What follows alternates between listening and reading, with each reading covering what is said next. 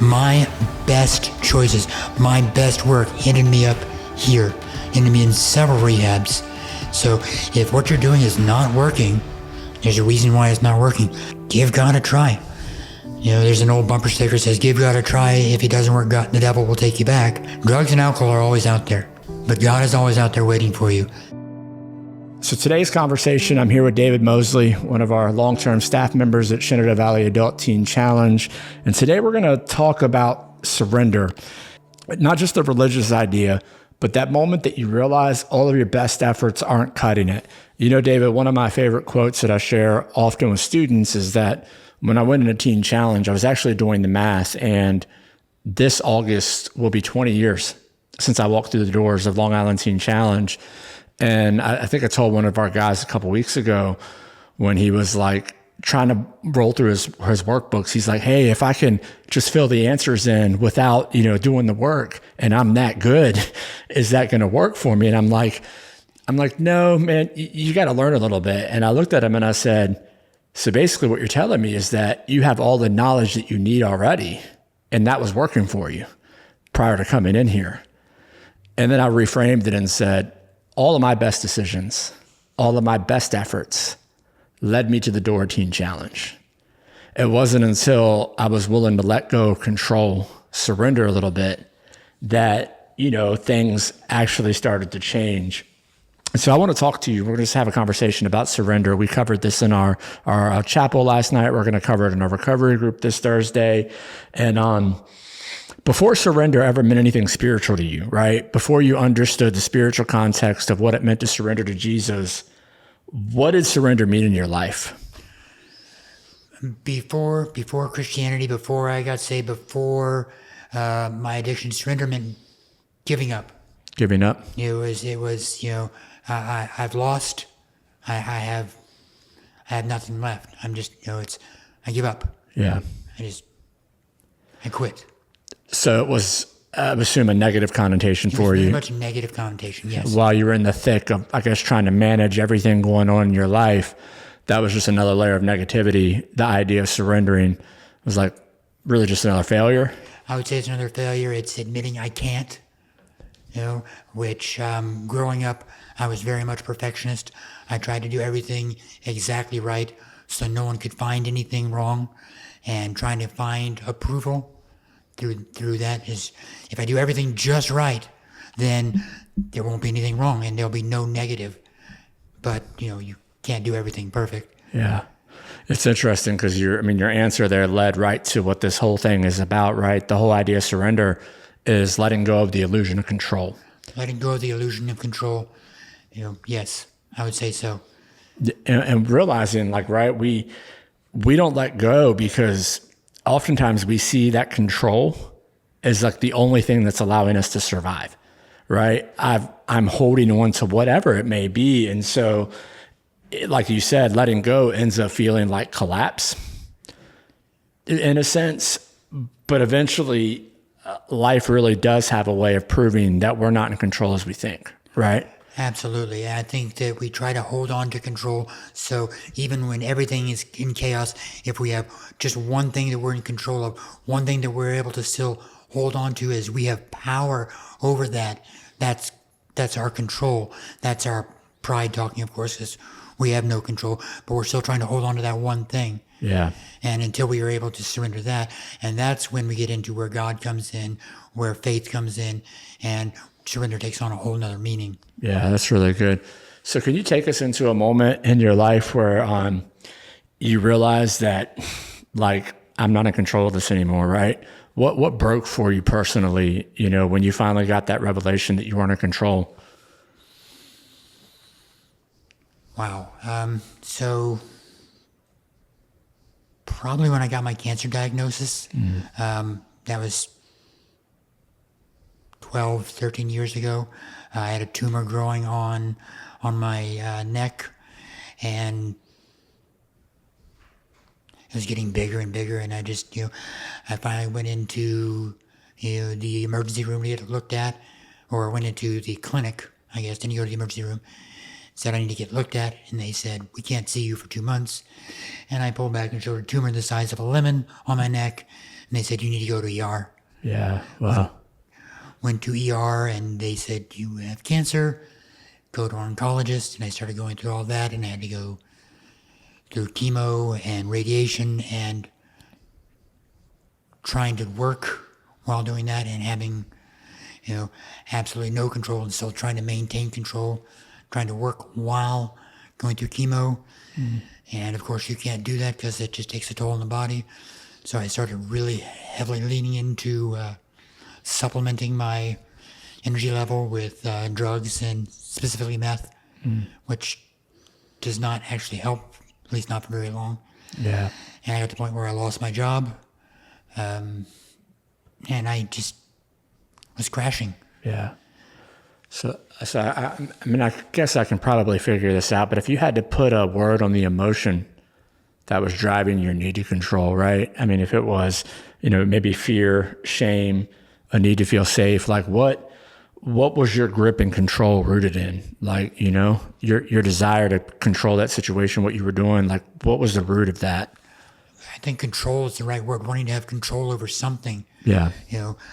For most of my life, looking back, I didn't have a lot of control, or I felt like I didn't have a lot of control.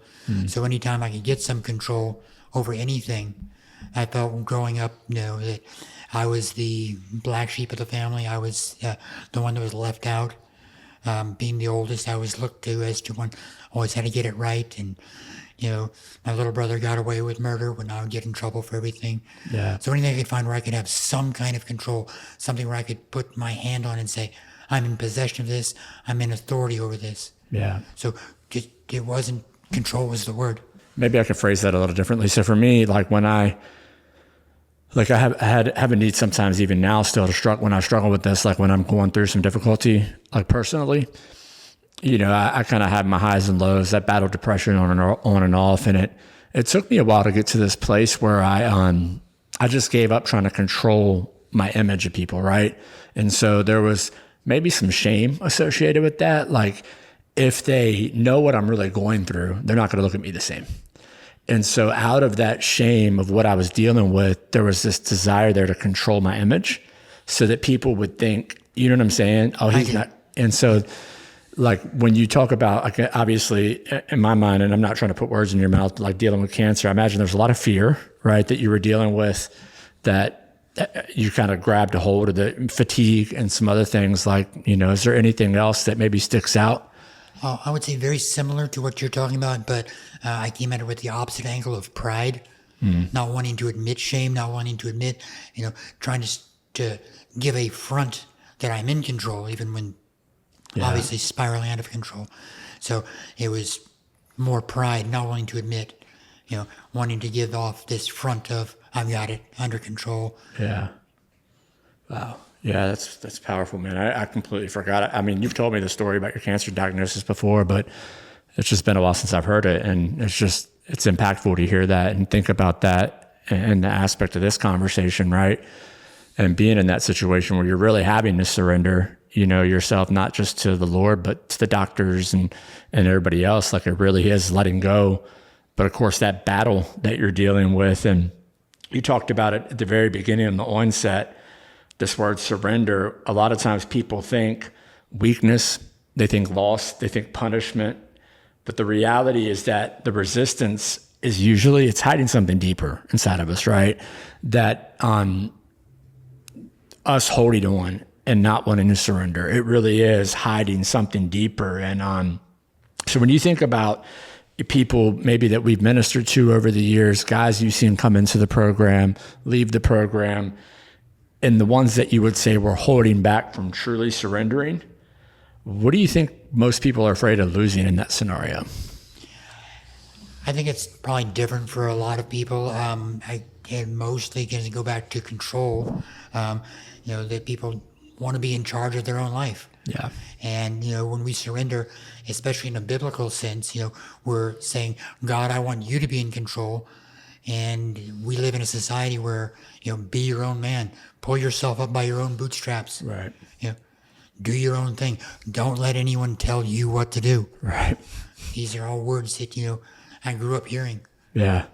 That makes it extremely difficult too. Like if that's if that's been your model that you've been taught, and then you come not only into a non-residential recovery program like a group, but more so like a teen challenge type environment where you are literally from day one submitting yourself to a bunch of strangers telling you what to do, people you don't know, hoping they have your best interest at heart.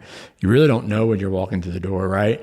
And so maybe there is that uncertainty, doubt that this is going to be the program for me, this is going to work, and I need to control at least some part of this because I don't know whether these people are trustworthy yet. I don't know whether this is going to work for me. I don't even trust myself yet, and so I got to try to control what I can. What do you think the hardest thing was for you to let go of, during your journey, to Christ and walking through all this? What was I guess even the situation you described earlier, what was the hardest for you to let go of? The hardest for me to let go of, when I had leaders who I didn't think were saying the right thing, doing the right thing, when I thought I knew better. Yeah. Which has been a problem going back, all my life. When I would deal with leaders who, when I thought I knew more, thought I was better, thought I was smarter, had a better way of doing it. And, I would spend a lot of time, you don't know what you're doing. I'm going to do it my own way. Yeah. And I would do it my own way. And oftentimes the leader would not appreciate that because I didn't do the way they wanted it done. Yeah. Even if I thought my way was better. And learning through losing several jobs in my career because I had my own way of doing things. Yeah. To being able to let go and say, all right, I'm going to do it, your way. And hopefully I'll find a way to present my idea at some point in the future. I think I have a better way of doing this. Can we try it this way? Yeah. And learning to do it. I'll do it your way and be positive about it. First I did it. I'll do it your way, but I'm going to complain. I'm going to grumble. And I'm going to, have a bad attitude. But I'll do it your way. That's so hard too when you find yourself in that type of scenario with a leader. I'm just thinking through this, and what they're telling you to do is not going to produce the result. I'm thinking even just physical activity, maybe fixing something or whatever. And you're watching and you're like, hey, we should do it this way. And then the leader's like, no, do it my way. You have to do it the way they ask you to do it. Then when it doesn't work out and they go back and do it the way that you had suggested in the first place, it takes a lot of humility to not come on the other side of that. See, I told you so, Yeah, I told you so. It never helps. Right. But it does feel good. It does. It feels really good. I've had several examples where I've been able to do it the way the leader said, go back, and say, I did the task you asked for. As I was doing, I was thinking, what if we tried doing it next time, doing it this way, and giving them my idea as a suggestion rather than saying, this is a better way of doing it. Yeah. Yeah, it's really good. So let's talk about what surrender actually looks like, because I think a lot of times this idea of surrender it's really vague or even over spiritualized. But in real life, surrender is gritty, it's practical, and sometimes it's ugly. And so I'm just thinking about the whole idea, my process of learning to finally surrender. And I think there was this wrestling match that I had with God at first because we talked about the verse in Matthew last night, right? Where it's Matthew or Luke, where whoever wants to gain his life must lose it. And I think it's in both, but there's that process of having to really lay my plans and dreams down. And the entirety of my life is what he wants, right? Yes. Not just part of it. And for me, I think the struggle was it was difficult to get to that place where no, God, I just want you to take my addiction. I'm just going to keep everything else, all the other stuff that's around it. You just deal with the meth addiction. I got everything else. Right. And that part was a challenge for me, and it wasn't until I started to allow him to affect on everything, but it was definitely challenging. What did surrender actually look like for you? Not in theory, but in real life. What did that practically look like? Well, it's definitely a process, and it's laying down things. And I started very similar to where you just mentioned, God, take my addiction and, let me just keep everything else. And I had to realize that, like, especially with my addiction, there's so many things that I associated with using that I had to let go of, things that weren't necessarily bad things, Yeah. but because I associated them with the addiction, that things like singing karaoke, which you do in a bar. I used to love doing that. Playing cards, I used to love doing that, but I would always be high when I was playing cards. So I had to put all those things down, and I didn't want to. I knew I wanted to stop using, but I didn't want to let go of the other stuff, and I would complain. I argued with God. These aren't bad things. Right. They're fun things. I can do them without using. It's not a sin. Yeah. And I had to realize, and God said, yeah, but you're doing them when you sin. Yeah. And to let go of it. And you mentioned the verse in Matthew about, God wants to take everything. There's a second part to that verse that really stands out. We have to take up our cross daily. So I think, in Christian surrender, we talk about secular surrender looks like this. Christian surrender looks like this, because we have to be willing to receive what good. God has for us. Yeah, that's really good. And so it's not about just putting down things, because God is going to have us pick something else up in exchange. So we need to have that new thing to fill that hole that when we've put down these things that we are letting go, God's going to give us something new, something better to put in place of that. Yeah, that's really good. It's funny. I hear some testimonies. I've heard a lot of Teen Challenge testimonies over the years, and I hear these guys sometimes like, man, I was ready. The day I went into the program, I was dialed in. I never wanted to leave. And like every day I was locked in, and I'm just like, well, that may be your story, but it just wasn't mine. And you think about this idea of surrender. And I've even heard pastors say, and I'm not knocking him. I've got a good friend that, like, genuinely, and I believe him 100%. I've never had a day that I've wanted to quit doing the ministry, is what he said. And I hear that, and I'm like, man, I wish that's not my story. Like, I've wanted to quit often, and I think there's this process of, like, even now surrender and going back, like, God, why did I start this in the first place? Right. And that's I think the messy part. It's even when I was pastoring, like, the Sunday I had to be vulnerable with a board member and call and say, hey, I am not in a good mental place right now to preach. Like, I'm having a rough week mentally. I'm going through it. I just need the day off. And being willing to be vulnerable in those moments. And that's the messiness of what surrender looks like. And I think longevity looks like being able to acknowledge that weakness and constantly laying it down at the foot of the cross, right? It's not getting to this false finish line, if you will, that we oftentimes set, but it's that willingness to kind of work through the messy and the difficult and the ugly, and constantly going back, like you just said, dying to yourself, picking up the cross daily and following after him. Absolutely, I agree with you there. And I think it goes back to what you were saying earlier about shame and what I was saying about pride. It takes a lot of strength when we are surrendering to say, hey, I need help. Hey, I can't do this today.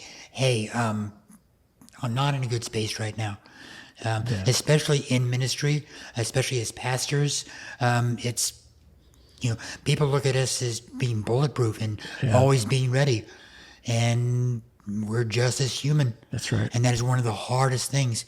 And I remember when I was a new Christian and thinking that my pastor was perfect. Right. And until one day I heard him snap at someone. Yeah. And who are you and what have you done with the real Pastor Gary? Right. Yeah. So, and that was, the reality that, ministry leadership is probably one of the toughest jobs there is.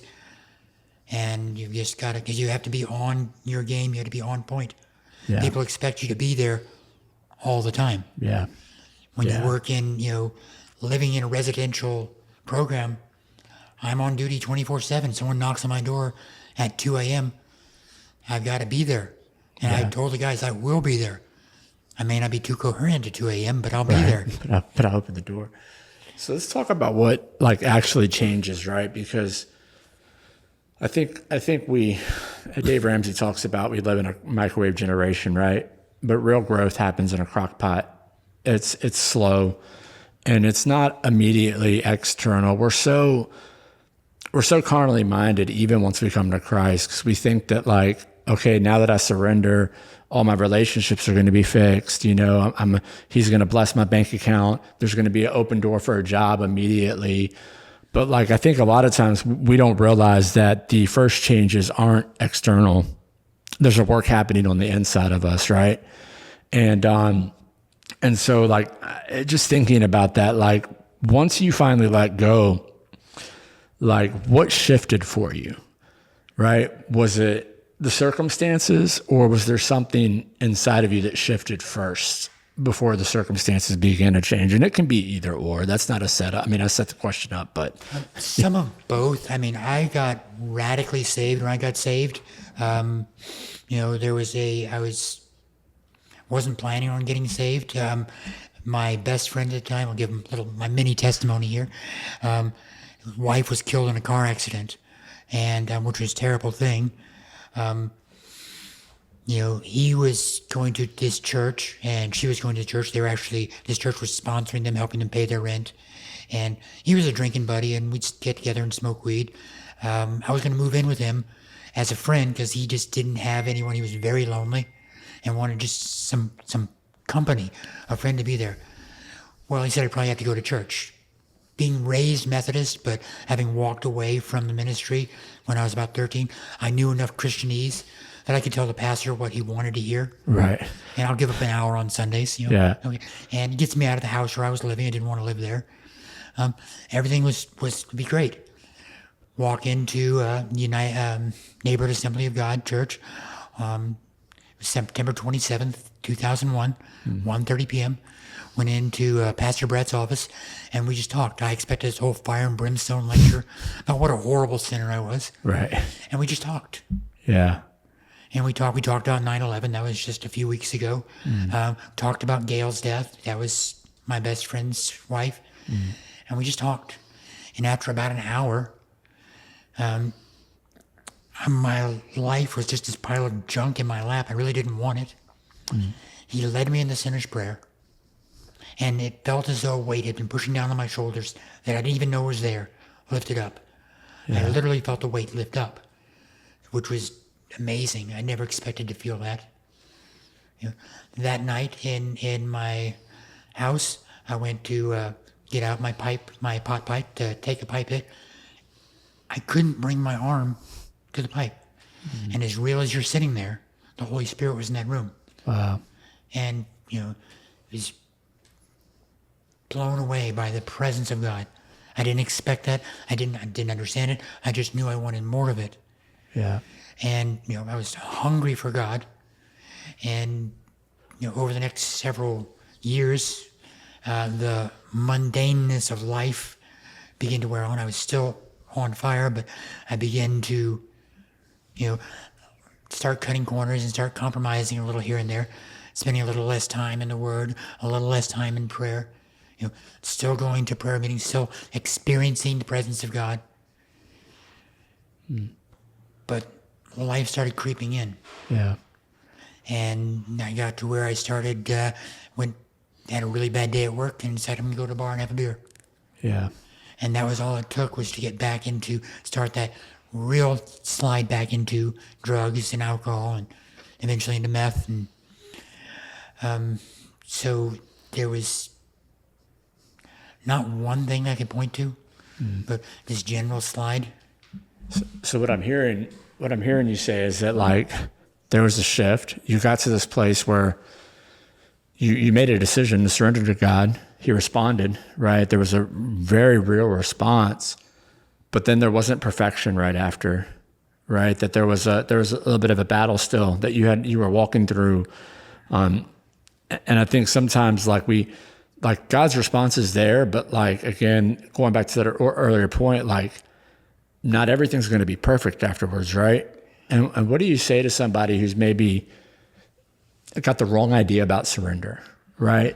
They're not really, if I surrender to God, it's going to fix everything immediately. And I think sometimes I've been around Pentecostal charismatic church my entire life, right? And sometimes I think we do a good job getting people to the altar, having these Holy Spirit moments.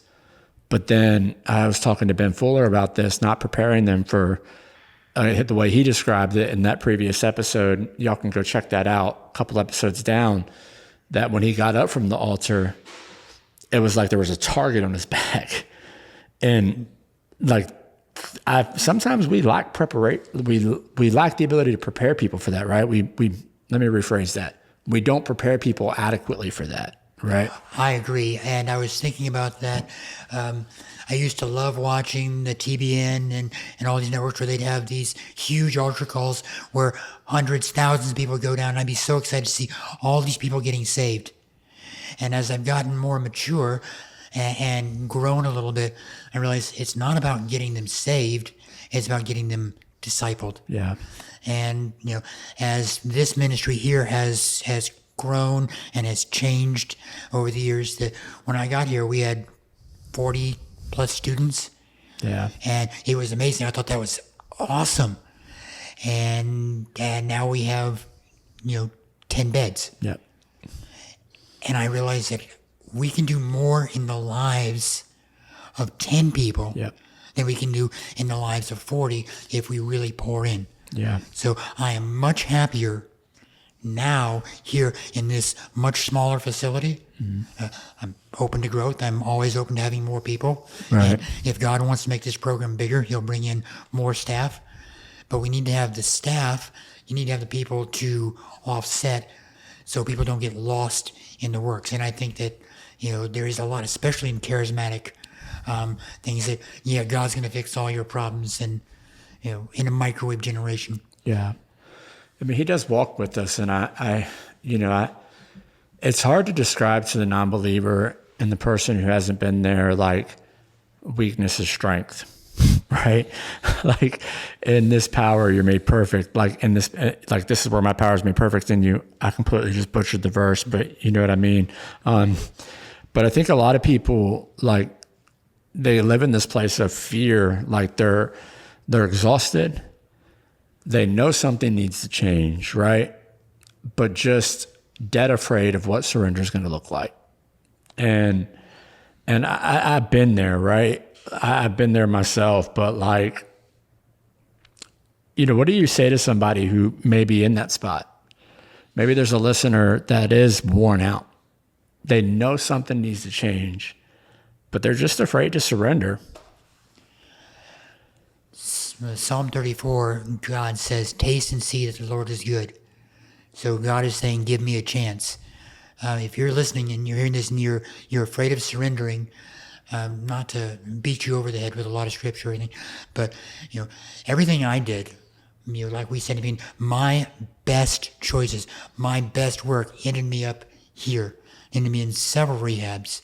So if what you're doing is not working, there's a reason why it's not working. Give God a try. There's an old bumper sticker that says, give God a try. If it doesn't work, God, the devil will take you back. Drugs and alcohol are always out there, but God is always out there waiting for you. Surrender is difficult because it means letting go. But what we've done, when we were drinking and drugging, running and gunning, doing our own thing, it wasn't working. And while it may have been fun for a while, it didn't end up fun. As I look back, the